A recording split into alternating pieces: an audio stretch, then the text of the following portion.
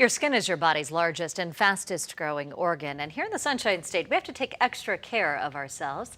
Here with me this morning is Dr. Michael Kim, and we're focusing on potentially deadly cancer, melanoma. Good morning, Dr. Kim. Thank you for being here. This is something we all need to be so aware of.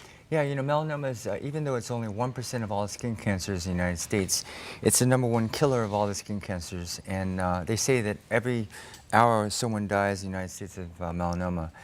As you can see, that there are about 75,000 cases, a little bit more now, every year. But it is responsible for the majority of cancer deaths from skin cancer. And obviously, sun genetics play a big role. It's very interesting that this is one of the fastest growing cancers that we have. In the last 35 years, I believe it doubled. And certain age groups, it's even 8-fold increases, certainly between the ages of 40 and 50 and 60. This age group is dramatically increased. Who is most at risk for melanoma? Fair-skinned people, red hair people, people that get sunburns. I think that if you have 5 sunburns, it almost doubles the rate of melanoma. So sun is very important to stay out of, at least wearing sunblock of at least 15 to 30 does protect you and decrease your risk of melanoma. How do you know if you have it versus just, your typical freckle or mole that so many of us get?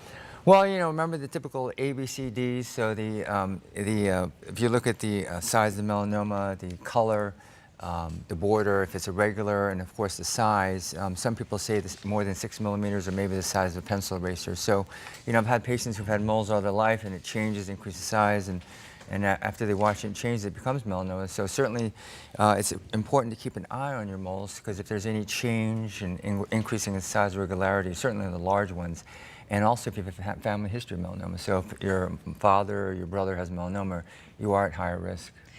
How exactly do you treat it? Is it just a matter of cutting it out if you catch it in time? Yeah, about 98% of melanomas are curable. As you can see, we do, if it's an invasive melanoma, remember melanoma is, the prognosis it depends on the depth. So you can see on the right slide, the amount of depth or penetration, we usually measure in millimeters, determines the stage and prognosis of the cancer. So on the left side, you can see this was a stage 1, but it requires a wide excision. You can see down to through the muscle. And it's a pretty large excision that you have to do, and this was able to be closed with a big flap.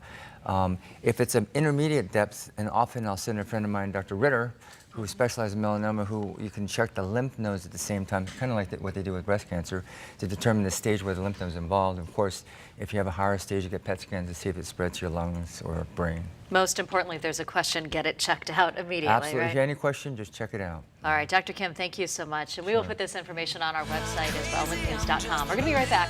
You're watching Week News This Morning on WXCW.